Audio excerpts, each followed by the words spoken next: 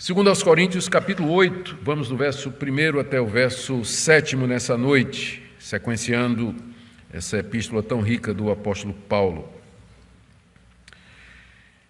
Segunda carta aos Coríntios, capítulo 8, do verso 1 até o verso 7.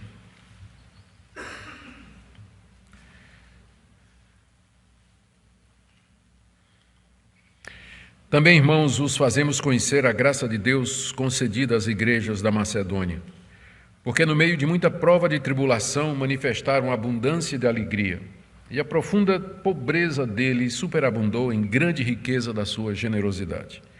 Porque eles, testemunho eu, na medida de suas posses e mesmo acima delas, se mostraram voluntários, pedindo-nos com muitos rogos a graça de participarem da assistência aos santos. E não somente fizeram como nós esperávamos, mas também deram-se a si mesmos, primeiro ao Senhor, depois a nós pela vontade de Deus. O que nos levou a recomendar a Tito que, como começou, assim também complete essa graça entre vós. Como, porém, em tudo manifestais abundância, tanto na fé e na palavra, como no saber e em todo cuidado, e em nosso amor para convosco, assim também abundeis nessa graça. Hoje à noite, então, nós queríamos falar a respeito dessa graça de contribuir, que Paulo se refere aqui pelo menos 3 vezes na passagem. Ó Deus, diante da Tua palavra suplicamos iluminação, para que entendamos o que está escrito e que possamos aplicar ao nosso coração, que a palavra transforme nossa vida, de acordo com a necessidade. Em nome do Senhor Jesus. Amém. Irmãos, esse capítulo 8 e o capítulo 9 são as instruções que o apóstolo Paulo resolveu escrever à igreja de Corinto, referente a uma coleta que ele havia começado a levantar lá na igreja há cerca de 1 ano atrás. E essa coleta era para ajudar os crentes pobres da região da Judéia, que estavam sofrendo com uma grande fome que veio àquela região. Desde o início nós dissemos que esse é um dos motivos pelos quais Paulo escreveu essa carta. Há vários outros, nós já vimos. Entre eles, agradecer o bom efeito da carta severa, a carta que antecede a isso, defender a sua autoridade do que restava ainda de oposição a ele na igreja de Corinto e também, agora, trazer orientações a respeito da coleta para que os coríntios completassem aquilo que eles tinham prometido que haveriam de fazer e, pelo jeito, não tinham avançado muito. Para entender melhor o assunto, nós precisamos voltar ao livro de Atos, capítulo 11, onde nós lemos lá Lucas nos relata que durante o tempo do imperador Cláudio, estou aqui vendo a partir do verso 27, durante o tempo do imperador Cláudio, houve uma grande fome na região da Judéia. Quando fala fome, é o resultado, o que deve ter havido, provavelmente, foi uma grande seca ou pragas ou pestes na colheita, na lavoura. Lembrem que toda aquela região da Judéia era uma sociedade agrária, agrícola, voltada para a criação de gado e para as plantações. Então, um inverno rigoroso, ou uma praga de gafanhotos, ou uma peste entre os animais, ou um período muito grande de estiagem, tudo isso abalaria ou abalava profundamente o equilíbrio econômico da região. Nós não sabemos exatamente o que causou, mas o efeito foi fome, faltou comida, por qualquer um desses motivos aí que nós mencionamos, ou uma combinação de vários deles. E a situação era de muita gravidade, especialmente para aqueles que tinham poucos recursos financeiros e que não poderiam pagar o preço ou comprar alimentos que, numa situação de fome, os preços vão lá para cima, não é? A lei do mercado, de demanda e oferta e demanda. Então, o que aconteceu? Alguns profetas cristãos apareceram lá na região de Antioquia, entre eles um profeta chamado Ágabo, nós lemos aí de 27 a 30, não é? Versos 27 a 30. O profeta Ágabo, ele anunciou pela palavra de Deus, de que essa fome estaria por vir, antes que ela acontecesse. E a igreja de Antioquia, então, resolveu levantar uma coleta para ajudar os crentes pobres da Judéia. E essa coleta seria enviada a Jerusalém mediante Paulo e Barnabé. Essa foi uma decisão que tinha sido tomada cerca de um ano antes de Paulo escrever essa carta aqui. Com essa decisão em mãos, Paulo esteve em Corinto, numa das suas visitas que nós já mencionamos aqui, e os coríntios mostraram grande prontidão, eles aderiram à ideia, eles queriam também participar dessa oferta. O princípio que Paulo estava explicando era esse: se os gentios eram participantes dos bens espirituais dos judeus, porque o evangelho veio dos judeus, nada mais justo de que os judeus participassem da generosidade financeira dos gentios quando eles estavam passando necessidade. Por isso, Paulo movimentou as igrejas, especialmente na região da Macedônia, e quando a gente fala em Macedônia, você tem que lembrar das duas principais igrejas da Macedônia, que era Filipos e Tessalônica. Então, Paulo também tinha levantado o apoio dos filipenses, dos tessalonicenses, e agora ele usa, inclusive, a boa vontade desses irmãos para dizer para os coríntios: vocês estão atrás. O pessoal da Macedônia não só prometeu, mas já levantou a oferta e já recolheram os recursos, mas vocês, faz um ano que vocês disseram que iam se envolver nisso e até agora não apareceu nada, não é? Então essa é a razão pela qual Paulo coloca 2 capítulos aqui sobre a contribuição que deveria ser feita. Outra coisa que é importante nós sabermos ou dizermos antes de entrarmos na exposição do texto é que, embora o que Paulo escreveu aqui sobre contribuição, generosidade, graça, despreendimento, renúncia, sacrifício, seja muito focado naquele caso particular, uma fome que aconteceu na Judéia e o levantamento de uma coleta da parte de outras igrejas para ajudar a igreja de Jerusalém, embora seja um ponto muito específico, uma situação muito localizada, os princípios, entretanto, eles têm uma ampla aplicação. E aqui eu aproveito para lembrar a vocês de que é assim que a Bíblia ensina. A Bíblia foi produzida, escrita numa determinada cultura para atender a determinadas demandas de igrejas que funcionavam e que tinham questões que não são nossas questões hoje. Nós vivemos 2000 anos depois do que o Novo Testamento foi escrito. Por exemplo, a Carta aos Gálatas, ela foi escrita para atender uma demanda das igrejas da região da Galácia diante da invasão de uma heresia que ensinava que a salvação não era pela graça, não era somente pela fé em Jesus Cristo, mas pela guarda da lei. Então, Paulo, mesmo respondendo àquela questão específica da Galácia, que não é um problema nosso, nós não temos judaizantes, judeus, em grande maioria, entrando nas igrejas evangélicas e nos convencendo a nos circuncidar, guardar o sábado e os festivais religiosos como condição para entrar no céu, né? Isso não é um problema do Brasil do século XXI, embora exista um número pequeno de judaizantes que queiram fazer isso. Mas, entretanto, o que Paulo escreveu para atender aquele problema, os princípios são válidos para todas as igrejas de todas as épocas. Se você quiser aprender sobre a justificação pela graça mediante a fé sem as obras da lei, você vai para Gálatas, você vai para Romanos, que também foi escrito para uma situação específica.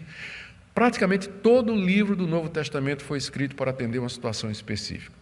Então, se a gente for dizer assim, isso que foi escrito não vale para nós hoje, porque era para aquela situação em particular, você pode jogar fora toda a sua Bíblia, porque não há praticamente nada que não tenha sido escrito para atender uma situação em particular, um ambiente vivencial específico.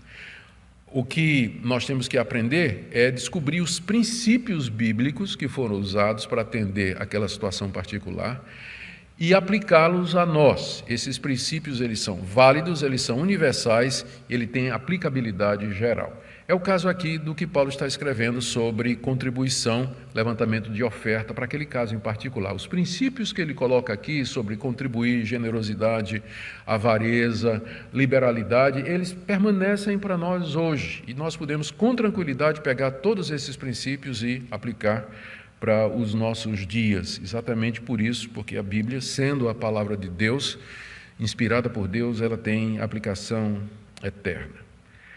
Feito isso, então, vamos para os princípios que Paulo explica aqui, ou coloca nos capítulos 8 e 9, são vários Hoje à noite nós iremos ver apenas 3 que estão aí nesses 7 versículos, de 1 a 7. O primeiro deles, que Paulo ensina, é que contribuir é uma graça que poucos desejam, mas é. A gente quer graça para outra coisa, mas contribuir é uma graça, e uma graça que poucos desejam. É assim que Paulo se refere à contribuição. No verso 1, também, irmãos, vos fazemos conhecer a graça de Deus concedida às igrejas da Macedônia. Que graça foi essa que Deus concedeu à igreja da Macedônia? Que eles participassem da oferta em favor dos crentes de Jerusalém. Outra vez, agora no verso 4, Paulo diz assim, que os macedônios, testemunho eu, na medida de suas posses e mesmo acima delas, verso 4, nos pediram com muitos rogos a graça de participar da assistência aos santos. Mais uma vez, Paulo se refere à contribuição, à generosidade dos macedônios como sendo a graça de Deus. E por último, no verso 6, o que nos levou a recomendar a Tito que, como começou, assim também complete esta graça entre vós. A gente está acostumado, quando ouvir a palavra graça, logo pensar nela como oposto de obras. Nós somos salvos pela graça e não por obras. Então, mas a palavra graça é usada no Novo Testamento no sentido de todo favor que Deus nos concede, não somente a salvação, mas qualquer outro privilégio, bênção que Deus nos concede, tudo é oriundo da sua graça. Não é só a salvação que é a graça de Deus, mas o meu respirar, o meu viver, minha saúde, meus bens, tudo que eu sou procede da graça de Deus. Tudo que tenho procede da graça de Deus. Então, participar no alívio de outras pessoas, com os recursos que Deus me deu, é uma graça, é um privilégio que Deus me dá. Esse é o primeiro ponto aqui, que a gente deveria ver. É claro que nem todo crente vê assim, não é? Para muitos crentes é um peso, né? A gente se apega com todas as forças aos nossos bens e à nossa sobrevivência e nossa segurança e nosso conforto, e não é sempre que estamos dispostos a abrir mão e contribuir generosamente para ajudar outras pessoas. De maneira, uma vez que o normal da nossa natureza é segurar para nós, é o egoísmo, portanto, a graça de dar significa a ação de Deus na vida de uma pessoa. Se uma pessoa voluntariamente abre mão dos seus bens e ela dá uma parte para ajudar outras pessoas, aquilo é o resultado da graça de Deus no coração daquela pessoa, seja ela crente ou descrente. É a graça de Deus. No caso do descrente, é a graça comum. Deus, para manter a sociedade e para ajudar a humanidade, para impedir o avanço da iniquidade, Ele toca no coração, mesmo de iníquos, de ímpios que não creem nele, de forma que eles são generosos, doam grandes somas de dinheiro para orfanatos, para asilos, para hospitais, para causas humanitárias, mesmo que a motivação seja errada, eles não estão fazendo isso porque livremente, de maneira altruísta, geralmente estão pensando no louvor, né, na glória que eles vão receber nisso, em alguns casos pensando que com isso estão adquirindo mérito diante de Deus, mas apesar disso, a contribuição que alguém faz para ajudar os outros sempre é resultado da ação da graça de Deus no coração do homem. É chamado de graça porque é também um privilégio que Deus nos dá participar com Ele no alívio de pessoas, no alívio de pessoas que sofrem, na propagação do Evangelho e assim por diante. Nós devemos ver a contribuição assim. Que grande privilégio Deus nos dá de ajudarmos pessoas que estão passando necessidade e contribuirmos para o avanço do reino dele aqui nesse mundo. A nossa contribuição sempre deveria ser vista dessa forma como Paulo coloca aqui. É uma graça. E Deus nos permite participar com Ele no cuidado do seu povo. É pura graça sermos cooperadores da parte de Deus. Como eu disse, isso é uma graça que poucos desejam, né? A gente quer todo tipo de graça, mas essa nem sempre. Entretanto, é um privilégio para nós podermos contribuir. O segundo princípio que Paulo coloca aqui, está nos versos 2 a 4, é que essa graça ela é dada não somente aos que têm condição financeira, mas até mesmo aos pobres e mesmo os que sofrem. Veja o que ele diz nos versos 2 e 4.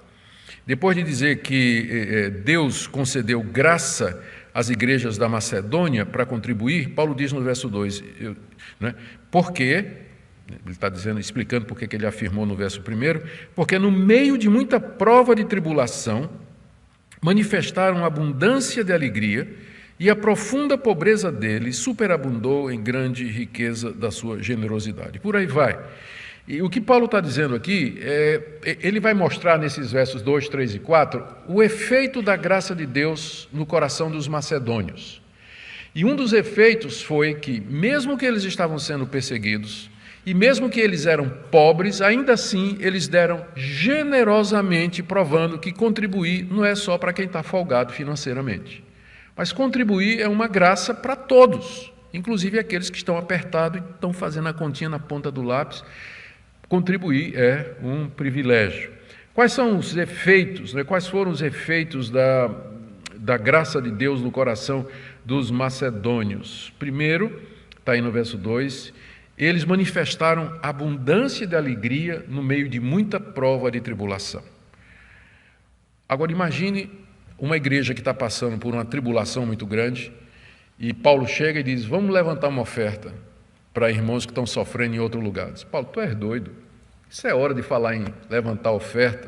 O pessoal aqui está sofrendo. Quando a gente fala em Macedônia, tem que lembrar de Filipos. Olha o tipo de crente que tinha lá, o carcereiro. Carcereiro, vocês acham que ganhava muita coisa? É um dos primeiros novos convertidos, não é? Lídia era vendedora de púrpura, ela viajava vendendo, era uma vendedora, não é? Uma representante, não devia ser uma pessoa de muitas posses. Isso lá em Filipos, em Tessalônica, nós lemos a história de que Paulo teve que sair corrido da cidade, teve uma perseguição que se levantou tão grande contra Paulo e contra os convertidos, que Paulo teve que abandonar a cidade. E essas duas igrejas, Tessalônica e Filipos, quando eles receberam o apelo para contribuir para os crentes da Judéia, Paulo diz aqui que eles reagiram acima, inclusive, das suas posses, com abundância de alegria.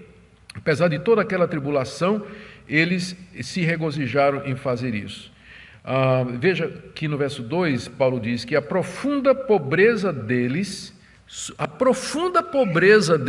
não era só pobre não, era muito pobre, a profunda pobreza deles superabundou em grande riqueza da sua generosidade. Apesar de todo o aperto financeiro, da dificuldade em que os filipenses e os tessalonicenses viviam, ainda assim eles contribuíram de maneira generosa. Lembrando que no século I, a igreja era composta na sua maioria por órfãos, viúvas, pequenos comerciantes, diaristas, escravos, soldados. O pessoal não tinha classe média naquela época. Você tinha os ricos, os poderosos, os nobres, e você tinha o pessoal da classe mais baixa. A classe média é uma conquista recente do mundo ocidental, recente relativamente falando, mas naquela época não tinha classe média. E a grande parte da igreja era composta das classes mais baixas da sociedade. Contudo, a generosidade deles era inversamente proporcional à condição financeira deles. Não parece uma discrepância? Às vezes o pessoal mais rico é o pessoal mais avarento, é o pessoal mais agarrado, mais seguro ali. Você, para arrancar um tostão do cidadão, você pena, não é? Enquanto que os pobres, os carentes, eles costumam ser bastante generosos quando eles têm condição de fazer isso. Um outro efeito aqui da graça de Deus, já mencionamos dois, não é? O primeiro é que eles manifestaram muita alegria no meio do sofrimento, em poder participar. Segundo, que apesar de serem profundamente pobres, a contribuição deles foi extremamente generosa. E terceiro, está aí no verso 3, Paulo diz que na medida de suas posses e mesmo acima delas, eles se mostraram voluntários. Na medida das suas posses e mesmo acima. Que uma pessoa dê de acordo com suas posses, a gente entenda, mas que dê acima das suas posses para ajudar outro, só a graça de Deus no coração dessa pessoa. Só a graça de Deus que pode fazer esse tipo de milagre no coração. Muitos crentes lá da Macedônia, Filipos e Tessalônica, se sacrificaram financeiramente para poder ajudar os crentes carentes da Judéia. É graça ou não? Só a graça de Deus para fazer isso. E o quarto efeito aí, e esse é extraordinário, olha o que é que Paulo diz no verso 4, o efeito da graça de Deus. Ele diz assim, eles nos pediram com muitos rogos a graça de participar da assistência aos santos. Os crentes de Filipos e Tessalônica, apesar da pobreza e da perseguição, eles pediram a Paulo, agarraram Paulo assim, dizendo: eu quero contribuir, nós queremos participar disso aí. Gente, eu nunca vi esse quadro numa igreja. Imagine os crentes chegando, né, e dizendo: eu quero contribuir, pastor, eu quero contribuir para a obra missionária, eu quero contribuir para o sustento eu quero contribuir para a obra social em tal lugar, quero contribuir, me ajuda, eu quero dar mais, onde é que eu dou, como é que eu faço? O que a gente vê é o contrário, é o pastor pegando os crentes e dizendo: contribui, irmão, abra o bolso, abra o coração para poder atender, meu irmão. A gente vê o contrário, mas na Macedônia não. Na Macedônia, não. Os crentes agarraram Paulo e disseram: Paulo, nós queremos contribuir, Paulo. Como é que a gente faz? Eles pediam com rogos, né? Está dizendo aqui com rogo. O rogo é um pedido, é súplice. É mais do que um pedido, é um pedido emocionado. A pessoa está envolvida ali, talvez até com lágrimas, dizendo: nós queremos contribuir. Se isso não for a graça de Deus, eu não sei o que é. Porque a gente sabe que o órgão mais sensível do corpo humano é a carteira. E se a carteira se converter, o resto do homem se converte todo. E, aliás, a prova da conversão de um homem é a conversão da carteira dele, Zaqueu que o diga. Zaqueu que o diga. Eu estava me lembrando aqui de uma história, de um lance da história da igreja, que aconteceu com o famoso George Whitefield. Whitefield foi colega de John Wesley, se separaram depois por divergências com relação à doutrina da eleição e predestinação. Wesley seguiu o caminho dele. Whitefield era um pregador calvinista. E ele tinha um orfanato, contrariando a ideia de que os calvinistas não se interessam por isso.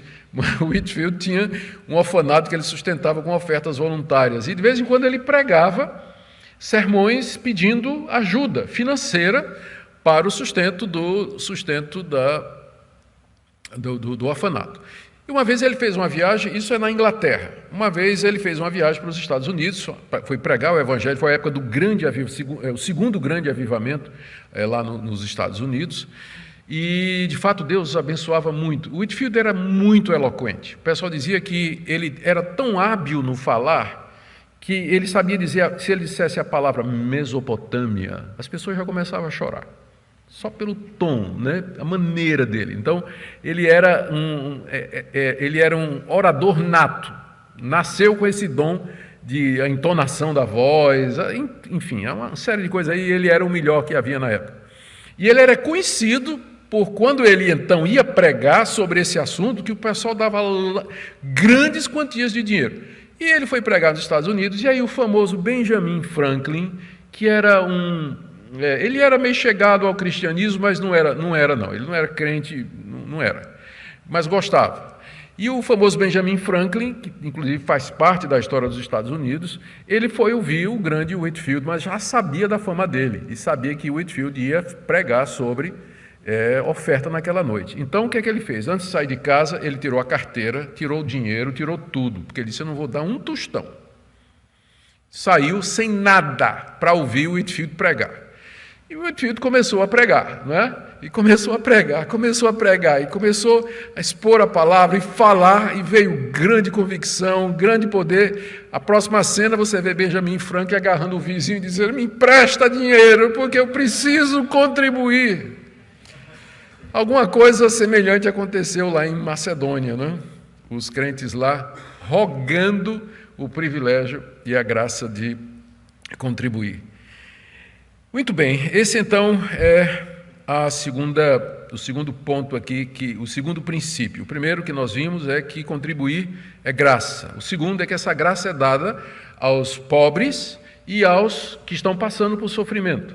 O fato de sermos apertados financeiramente e estarmos passando por dificuldade, isso não é uma desculpa para a gente deixar de contribuir e de ser generoso para com a necessidade dos outros. Qualquer coisa ajuda em determinadas situações.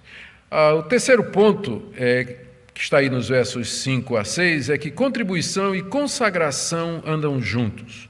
Paulo aqui é muito cuidadoso em esclarecer que a generosidade dos crentes da Macedônia foi precedida pela consagração deles ao Senhor Jesus. Veja o que ele diz no verso 5.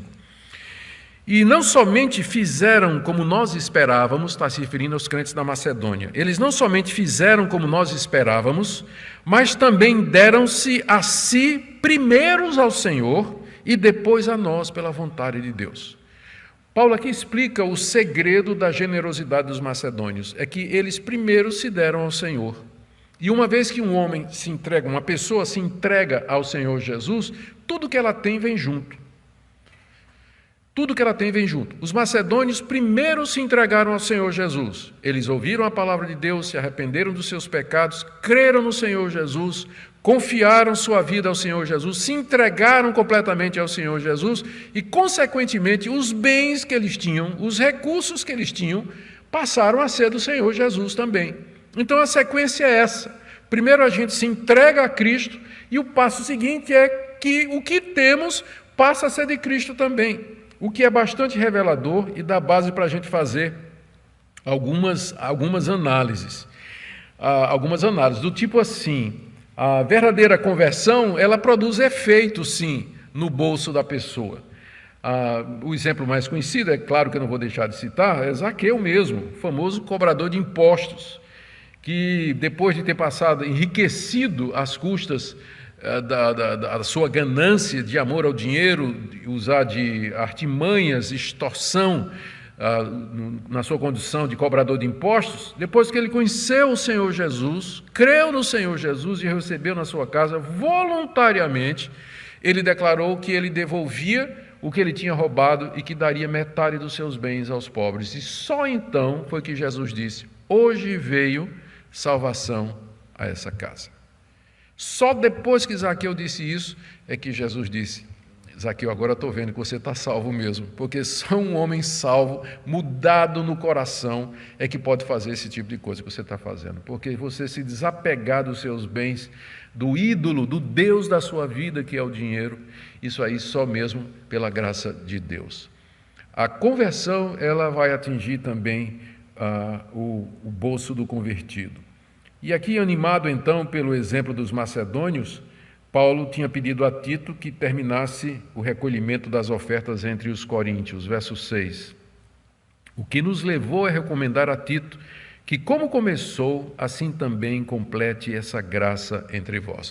O que Paulo faz aqui é pegar agora o exemplo e o encorajamento tirado da atitude dos crentes da Macedônia, Filipos e Tessalônica, e dizer: encorajado, animado pelo que eu vi lá em Tessalônica, eu recomendei a Tito. Lembra que Tito é o portador, a pessoa que provavelmente vai levar essa carta para os coríntios, né? Paulo está dizendo: eu recomendei a Tito que quando chegasse aí, com essa carta aqui, ele então terminasse a oferta que vocês disseram que iam dar e que até agora não deu nada, não é?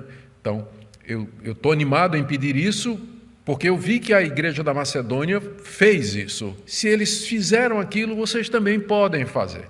Veja como o bom exemplo de uma igreja serve de base para a gente estimular outras igrejas a fazer a mesma coisa. O bom exemplo de um cristão pode ser usado para estimular os cristãos a fazerem a coisa certa. E ele termina no verso 7 encorajando os coríntios: como, porém, em tudo manifestais superabundância, ou seja, o que vocês têm em excesso: fé, palavra, saber, cuidado, amor. Paulo está se referindo ao que nós vimos na última exposição, os efeitos da carta severa, que levou os coríntios a manifestarem zelo, cuidado, amor pelo apóstolo Paulo. Paulo diz: da mesma forma que vocês em abundância mostraram todas estas virtudes e qualidades, eu peço que vocês façam a mesma coisa na contribuição. Ou seja, que vocês, final do verso 7, assim também vocês abundem nessa graça. Da mesma forma que vocês surpreenderam com toda aquela reação maravilhosa da carta severa, eu quero que vocês agora também sejam generosos nessa graça de contribuir.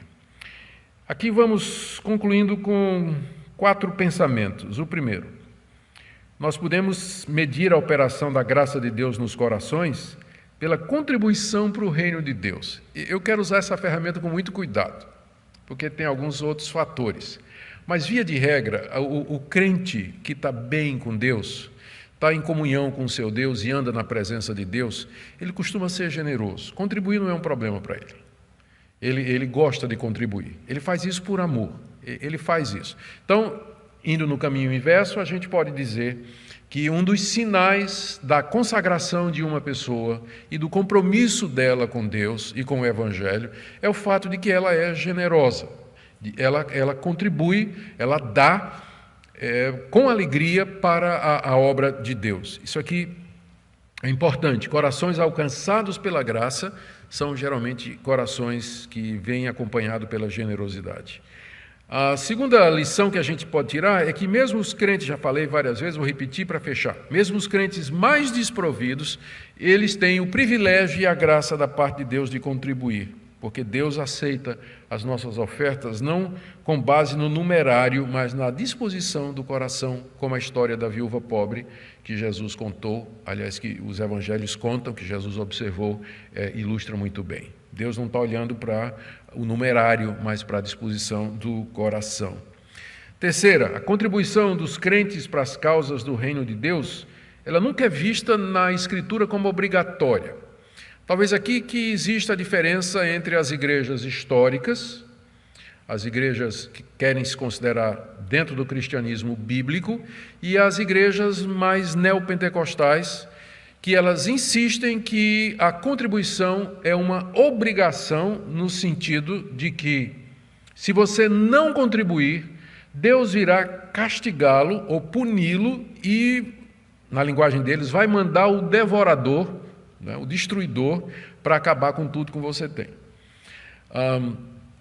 Eu não consigo ver isso no Novo Testamento. Eu vejo da seguinte maneira: se um crente não contribui, então é sinal de que tem alguma coisa errada na vida dele. A contribuição é só o reflexo, a não contribuição. Então é uma questão pastoral, que tem que ser resolvida mais atrás. E não já partir, como alguns fazem, para mandar para o inferno ou dizer que você está amaldiçoado porque não contribui, uma série de coisas dessa natureza. A contribuição no Novo Testamento é sempre voluntária. É voluntária porque é o resultado da ação da graça de Deus no coração da pessoa. Se a pessoa não contribui, se ela não tem vontade de dar, de contribuir, de ajudar os necessitados, a obra missionária, o avanço do reino de Deus, é porque tem alguma coisa errada no coração dela. Talvez uma concepção errada, talvez esteja machucada porque veio de uma dessas igrejas caça-níquel que tem por aí, e aí ela chega e fica, né, horrorizada, não quer saber de, quando fala de dízimo e oferta, ela já fica toda arrepiada, né, porque ela teve experiências traumáticas nessas igrejas de onde vieram. Descontado tudo isso, ainda assim, contribuição é graça, é voluntário, é alguma coisa que parte da generosidade do coração. O que nós estranharemos é que um crente que esteja bem com Deus, ele não contribui. O que vamos estranhar é uma pessoa que se diz crente, ela de fato não contribui. Então, é sinal de que tem alguma coisa errada aí na compreensão do que seja cristianismo, qualquer um desses traumas que eu falei por aí. Tá bem? Por último, mais do que a nossa oferta, Deus quer a nós mesmos. Veja o que Paulo diz: eles primeiro se entregaram ao Senhor e depois se entregaram a nós. Entregar a nós significa contribuir financeiramente para a nossa causa, a causa que nós estávamos levantando.